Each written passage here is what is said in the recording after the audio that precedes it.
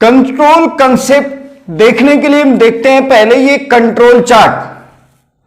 Control chart के behaviour के according हमारा प्रोसेस कंट्रोल है या नहीं है, ये कंट्रोल कंसेप्ट देखते हैं। तो देखिए इसमें ये तरह के टेस्ट होते हैं। अगर इन 6 के अलावा कुछ भी कंट्रोल चार्ट का बिहेवियर है, मींस हमारा प्रोसेस क्या है, कंट्रोल में है। तो देखो यूसीएल सेंटर लाइन से ऊपर यूसीएल और नीचे एलसीएल, ये जोन है सीबीए। तो कंट्रोल कंसेप्ट के लिए पहला point, 1 point the zone A. अगर हमारा जोन ए से कोई भी पॉइंट आउट होगा तो ये प्रोसेस हमारा कंट्रोल नहीं होगा। 1 पॉइंट द जोन ए, हमारी जोन ए मतलब कंट्रोल लिमिट से बाहर। अगर प्रोसेस में कोई भी पॉइंट हमारा कंट्रोल चार्ट में कोई भी पॉइंट हमारा कंट्रोल लिमिट से बाहर है तो प्रोसेस कंट्रोल नहीं होगा। देखो second, 7 point in a row on side, one side of centre line CL के एक तरफ। देखो यहां 7 पॉइंट, 1 2 3 4 5 6 7, सातों पॉइंट सीएल के वन साइड है।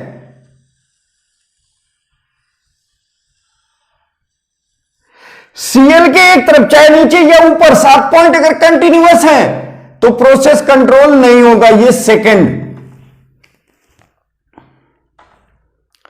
7 पॉइंट सीएल के नीचे या 7 पॉइंट सीएल के ऊपर कंटिन्यूअस हो तो प्रोसेस कंट्रोल नहीं होगा।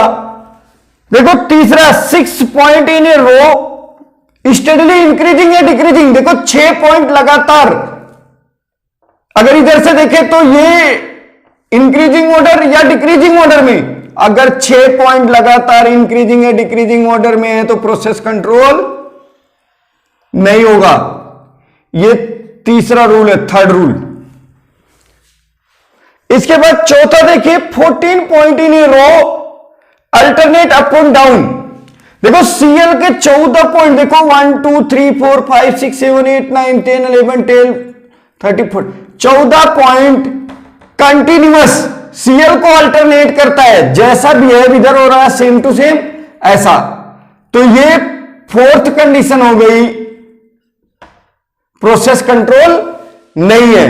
तो कंट्रोल चार्ट का एनालिसिस करते समय यही देखते हैं। इसके बाद देखो पांचवी कंडीशन, 3 आउट ऑफ 2 पॉइंट। पांचवा, 2 आउट ऑफ 3 पॉइंट। 3 पॉइंट में से अगर 2 पॉइंट हमारी ए जोन में हो, लास्ट वाली जोन में, 3 कंटिन्यूअस 3 पॉइंट में से 2 पॉइंट ए जोन में हो,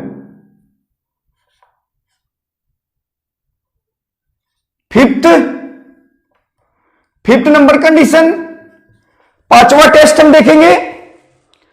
3 पॉइंट में से 2 पॉइंट कंटिन्यूअस हमारा कहां पे है, ए में।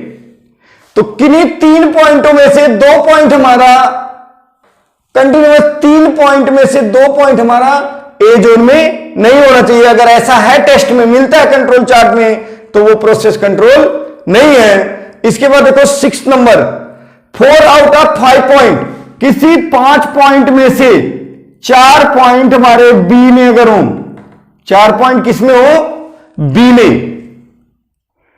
कंटिन्यूअस 5 पॉइंट में से 4 पॉइंट हमारे बी जोन में हो, तो देखिए अगर इधर से काउंट करते हैं तो देखिए 5 में से 4 पॉइंट हमारे बी जोन में है। किसमें है, बी जोन में है। तो ये प्रोसेस कंट्रोल नहीं होगा। तो कंट्रोल कंसेप्ट के अंदर ये 6 टेस्ट देखे जाते हैं। पहला, कोई भी हमारा पॉइंट जो है ए जोन के बाहर, मींस कंट्रोल लिमिट के बाहर नहीं होना चाहिए। अगर ऐसा होता है तो प्रोसेस कंट्रोल नहीं है। और लगातार 7 पॉइंट या 7 से ज्यादा सीएल से नीचे या ऊपर है तो प्रोसेस कंट्रोल नहीं है। लगातार, तीसरा, लगातार 6 पॉइंट असेंडिंग या डिसेंडिंग ऑर्डर में हो रहा है, इंक्रीजिंग या डिक्रीजिंग ऑर्डर में हो रहा है तो प्रोसेस कंट्रोल नहीं है। 14 पॉइंट लगातार सीएल को अल्टरनेट करते हैं तो प्रोसेस कंट्रोल नहीं है।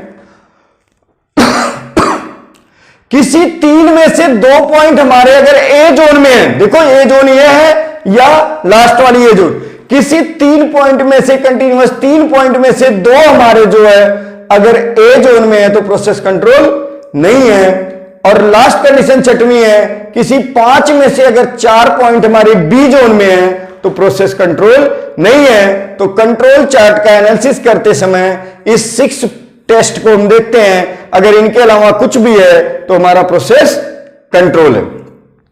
यह था हमारा control concept, capability concept. Capability concept के अंदर हम सीपी एंड सीपीके, एसपीसी के अंदर कैपेबिलिटी कंसेप्ट में सीपी और सीपीके देखते हैं। अगर सीपी और सीपीके की वैल्यू 1.67, अगर सीपी और सीपीके की वैल्यू 1.67 से ज्यादा है तो प्रोसेस कैपेबल होता है। तो देखिए कैपेबिलिटी कंसेप्ट के अंदर देखते हैं process capability,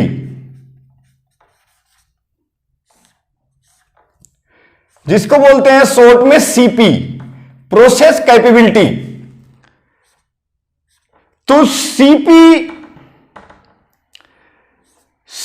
is metric to verify the ability of a process. किसी भी प्रोसेस की एबिलिटी को मापने का एक पैमाना है, मैट्रिक है, एक पैमाना है। सीपी एक पैमाना है जो यह बताता है कि कोई भी प्रोसेस कैपेबल है या नहीं है। तो देखिए CP equal to voice of customer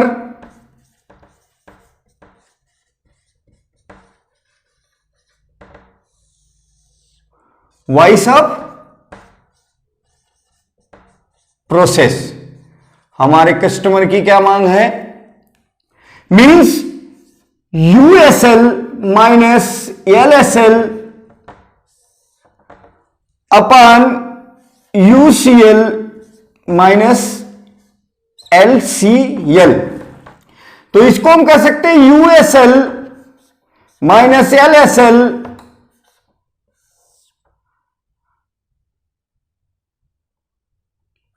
six sigma. ये आ गई हमारी सीपी।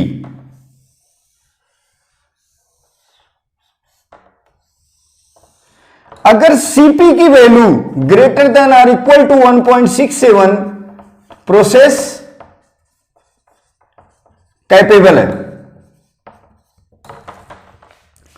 तो निकालते हैं।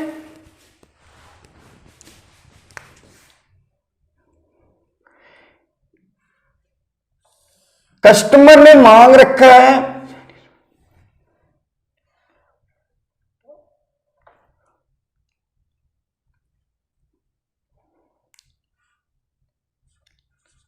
एलएसएल यूएसएल और हमारा प्रोसेस जो बिहेव कर रहा है वैसे कर रहा है ये LCL UCL.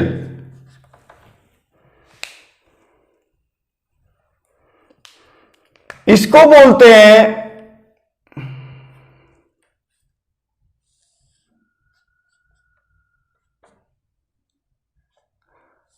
Design specification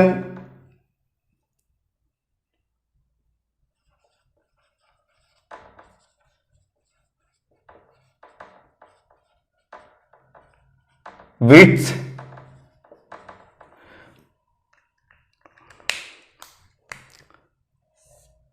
process distribution. तो देखिए सीपी अगर हम इन्हें बात करें वैल्यू के हिसाब में, कस्टमर की डिमांड है 20 से ये 30 के बीच में और हमारा प्रोसेस जो चल रहा है ये 22 से 28 के बीच में, तो CPJ equal to USL minus LSL upon UCL minus LCL। तो देखिए USL की वैल्यू 30 और upper specification limit 30 minus 20 divided by UCL 28 minus 22, 30 minus 20 10 divided by 6।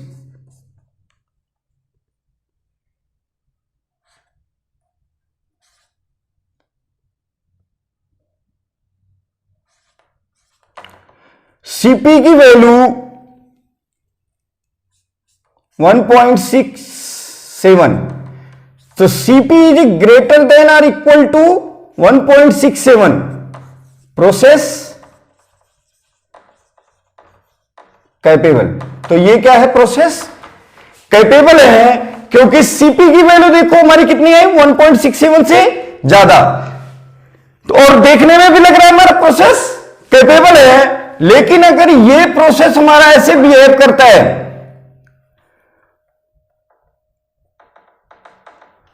Process ऐसे बिहेव करता है,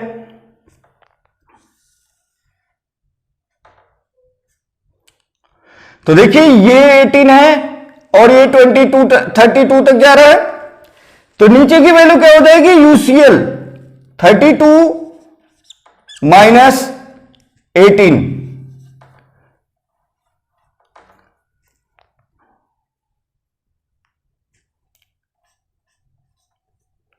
0.7 के समथिंग। तो सीपी की वैल्यू 0.7 समथिंग आई, तो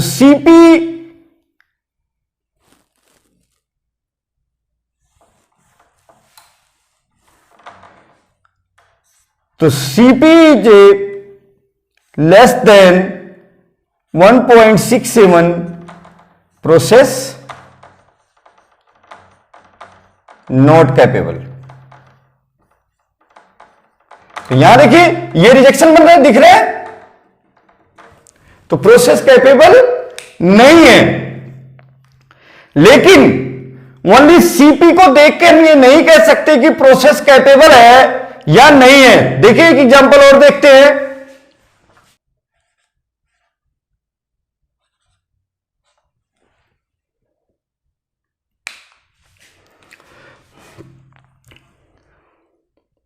तो इस प्रोसेस के लिए देखिए हम सीपी निकालते हैं, तो CP equal to USL minus LSL upon UCL minus LCL. तो ये होगा 30 minus 20 divided by 31 minus 26, 10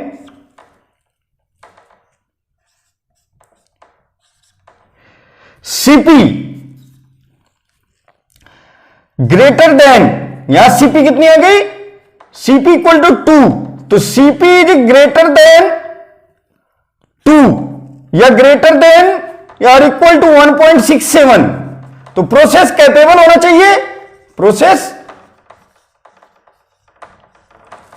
but यहां देखिए ये रिजेक्शन बन रहा है, ये क्या हो रहा है, मींस देखिए यहां पे सीपी 2 से ज्यादा है, लेकिन फिर भी यहां पे प्रोसेस कैपेबल। तो खाली ओनली हम सीपी निकाल के नहीं बता सकते कि प्रोसेस कैपेबल है, क्योंकि इसमें देखो इसकी ये जो हमारा प्रोसेस था, ये हमारा प्रोसेस था, ये यूएसएल एलएसएल था, इसका सेंटर ये था। लेकिन जो हमारे प्रोसेस का सेंटर है वो क्या किया, सेंटर, इसका सेंटर वेरी कर गया, इसका सेंटर मीन से वेरी कर गया तो ओनली सीपी निकाल के हम ये नहीं कह सकते कि प्रोसेस कैपेबल है। सीपी प्रोसेस कैपेबिलिटी, सीपी खाली स्पीड एरर को बताता है। देखो स्पीड तो इसका कम है लेकिन इसमें लोकेशन एरर है, तो उस केस में हम क्या निकालते हैं, सीपी के प्रोसेस कैपेबिलिटी इंडेक्स, जिसको शॉर्ट में बोलते हैं सीपी के। सीपी के measure the absolute distance of the process mean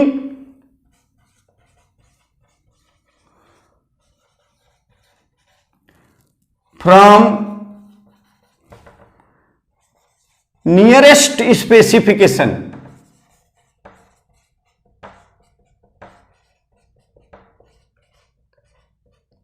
limit. CP के मिनिमम मींस नियरेस्ट, जो सबसे नियरेस्ट होगी यूएसएल माइनस एक्स डबल बार मीन 3 सिग्मा एक्स डबल बार माइनस एलएसएल 3 सिग्मा। इनमें से जो कम होगा वो हमारा कहलाएगा सीपी के। तो देखिए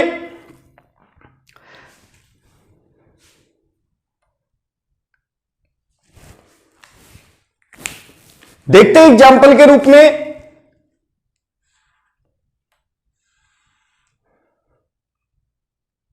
एलएसएल यूएसएल, ये हमारा कस्टमर का, और जो प्रोसेस था वो प्रोसेस हमारा ऐसे बिहेव कर रहा था।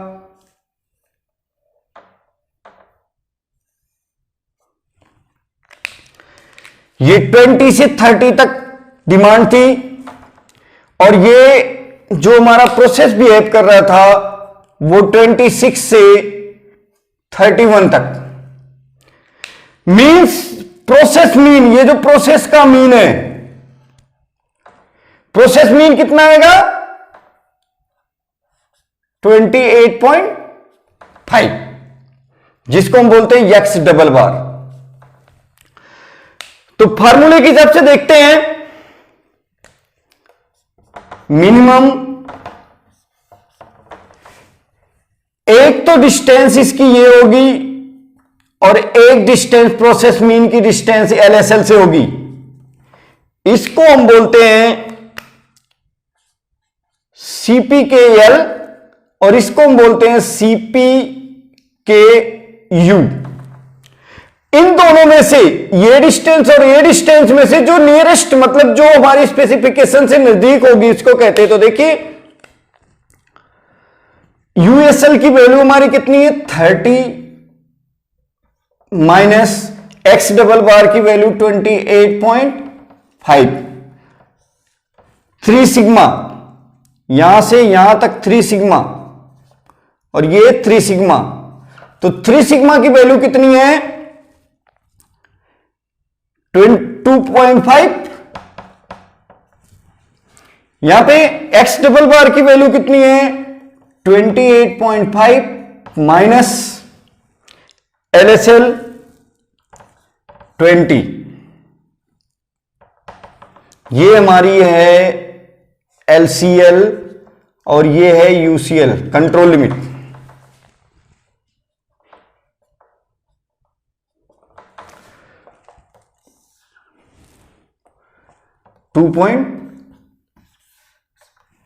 तो देखो इनमें से मिनिमम कौन सा होगा, ये वैल्यू होगी मिनिमम। तो ये आ जाएगा सीपी के 1.5 डिवाइडेड बाई 2.5। जब हम इसे डिवाइड करेंगे तो ये आ जाएगी 0.6। तो सीपीके की वैल्यू कितनी आई 0.6। तो हमने कंडीशन क्या बताई थी टू कंडीशन थी। पहली, CP is greater than or equal to 1.67 और दूसरी CP K is greater than or equal to 1.67। अगर ये दोनों कंडीशन फॉलो होगी तभी प्रोसेस कैपेबल होगा। प्रोसेस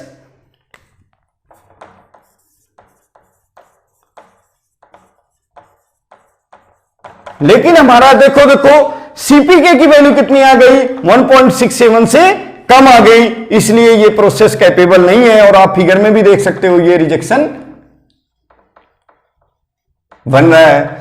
तो सीपी हमारा बताता है स्प्रीड एरर को, तो इसमें स्प्रीड एरर तो था नहीं, कमी है, लेकिन इसका प्रोसेस का जो मीन था वो शिफ्ट कर गया, और प्रोसेस का मीन जो शिफ्ट करता है उसको कौन बताता है, सीपी के।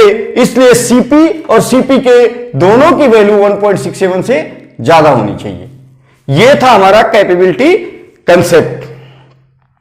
तो सीपी ओनली स्प्रीड एरर को बताता है और सीपी के स्प्रीड और लोकेशन एरर दोनों को एक्सप्लेन कर रहा है। और लोकेशन एरर को मेजर करने के लिए हम प्रोसेस के मीन को देखते हैं कि किस तरफ शिफ्ट हुआ है। तो इसीलिए नियरेस्ट स्पेसिफिकेशन लिमिट से हम जो हमारा प्रोसेस मीन होता है उसको मेजर करते हैं।